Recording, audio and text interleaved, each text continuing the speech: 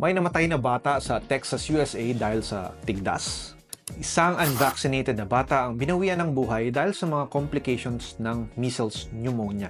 Ito ay ang pinakaunang pagkamatay dahil sa measles sa US since 2015. Ito ay related sa ongoing na measles outbreak sa Texas kung saan may 80 na kaso ng measles at 18 sa kanila ay naka-admit ngayon sa ospital dahil sa viral pneumonia dulot ng measles.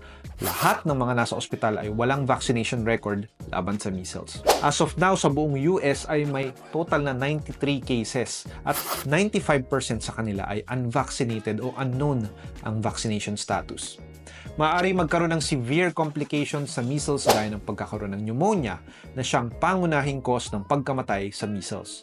Pwede ring magkaroon ng pamamaga ng utak o encephalitis at meron din tinatawag na subacute sclerosing panencephalitis or SSPE. Isa itong rare ngunit nakamamatay na sakit sa utak na lumalabas 7 to 10 years after na gumaling ang isang tao mula sa tigdas. Ang measles ay isang vaccine-preventable disease. Kung nakakuha ka ng 2 doses ng MMR vaccine, ito ay nagbibigay ng 97% protection laban sa measles.